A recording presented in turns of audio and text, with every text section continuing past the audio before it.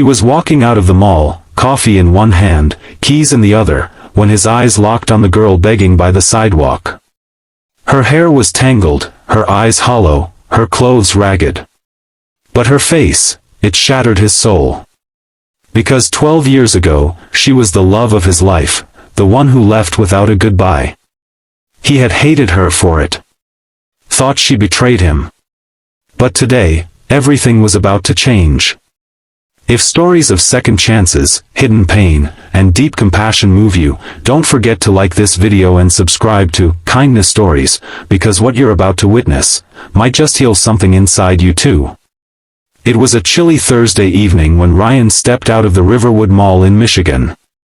He had just picked up a birthday gift for his mother, something simple, a lavender scarf she'd admire and never wear. At 30, Ryan had built a quiet, successful life.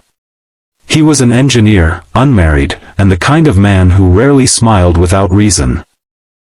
His co-workers called him dependable, responsible, never reckless. But those who knew him closely, which weren't many, said he'd never been the same since high school. Since her. As he turned the corner toward the parking lot, his steps slowed. There, crouched beside the trash bins outside the food court, was a girl. Thin. Dusty. Her jeans torn at the knees. She was holding out a hand as people walked past, some pretending not to see her, others offering her pity glances, but no coins. Ryan barely glanced at Beggars. Not because he didn't care, but because the guilt of not being able to help everyone always tore at him. But this time, something inside him froze. A magnetic pull.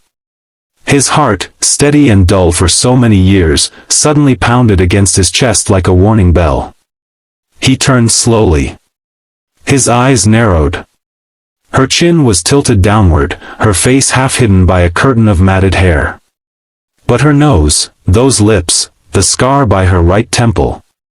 No. He staggered closer. Melissa? He whispered, the name barely leaving his lips. She looked up. Confused.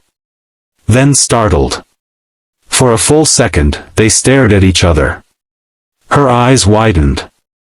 She dropped her tin can. Ryan stepped back, his mind tumbling back to the summer of 2013, the sunlit fields, the school dance, the promise rings they exchanged behind the chapel. She had loved him once. And then, vanished. Not a call. Not a note. Just gone. His friends had told him she ran off with someone else. His heart believed it. And he carried the weight of that heartbreak like a stone in his chest for years. Now, here she was. Melissa. Begging. Silent. Broken. He wanted to scream. To ask her why she had ruined him for every other woman. Why she had lied. Cheated. Ghosted him when he loved her like no one else. But she looked, nothing like the villain he had imagined for 12 years. Her lips trembled. Her eyes welled with tears. She stood slowly, hands shaking. Ryan?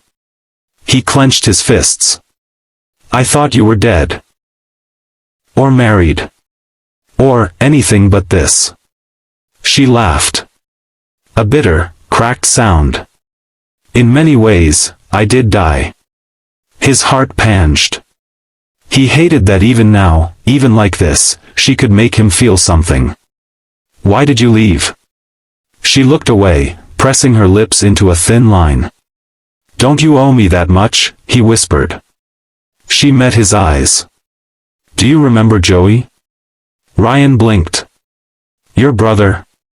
She nodded. 12 years ago. Joey died. A car hit him. I was babysitting him that night. My mom had gone to work. I turned away for 1 second and... Her voice broke. I couldn't live with myself. I blamed myself every day. I still do. Ryan felt like someone had punched the air out of his lungs. Melissa wiped her tears, continuing, I was too ashamed to tell anyone. I thought if I stayed, I'd break completely. So I ran. I didn't betray you, Ryan. I just broke. There it was. The truth. Simple. Raw. Bleeding. All those years, he had hated her for something that wasn't even her fault. His chest tightened. A war raged inside him, anger, sorrow, guilt, and something else he didn't want to name. Why didn't you come back? He asked. She gave a sad smile. Because I didn't think I deserved love. Not after what happened. A silence fell between them. Heavy. Then Ryan did something he hadn't done in years. He reached forward and held her hand. She gasped. What are you doing? Helping you, he said simply.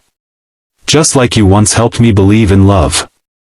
Melissa sat quietly in the passenger seat of Ryan's truck as he drove through the quiet streets. She clutched a borrowed coat around her frail body, her fingers trembling not just from the cold but from years of trauma. The heater hummed low, and for the first time in years, she felt warmth that wasn't from sunlight or dirty steam vents outside grocery stores. He took her to a nearby diner, not fancy, but clean and private. They sat in the corner booth. She ordered soup and water. He ordered coffee, black. As she ate slowly, Ryan just watched her, studying her face, the way she winced with every movement. Life had been cruel to her. Where've you been all these years? He asked gently. Everywhere, she said. Homeless shelters. Bus stations. For a while, I cleaned houses. Then, I got sick. Fell behind on everything. One thing led to another. He swallowed hard. You never reached out to anyone? She looked down. Pride is a strange thing. And shame is worse. Ryan remembered how stubborn she used to be. Brave to a fault. The kind of girl who would punch a guy twice her size if he mocked her friends. She wasn't the type to beg. And yet here she was. Do you still blame yourself for Joey? Her eyes watered. Every day. Ryan leaned forward. You were 16. It was an accident. You didn't kill him, Mel. She flinched at the nickname. No one had called her that in over a decade. He continued, he wouldn't want this life for you. You know that. She wiped her eyes. I don't know what to do anymore. Ryan reached into his coat pocket and placed a card on the table. I have an extra room at my place. Stay there. Until you're ready. Her eyes widened. Ryan, I can't accept. Yes, you can, he interrupted gently. Because I think. God made me turn that corner for a reason today. She stared at the card. Her hands shook as she picked it up. Why are you doing this? He hesitated. Because I never stopped loving you. I just buried it under pain. Her breath caught. Stay. Please. And so she did. Weeks passed. Melissa began healing, physically, mentally, spiritually. Ryan helped her apply for therapy, guided her back to the world of the living. Some nights, she cried herself to sleep. Other nights, they sat under the stars, talking about the past like it was someone else's story. One evening, as they sat on the porch, Melissa turned to him. Do you really still love me? Ryan nodded. I never got closure. Maybe because my heart never wanted it. She reached for his hand. I don't know if I deserve this second chance. He smiled. Then let's not call it that. Let's just call it grace. They didn't kiss. Not yet.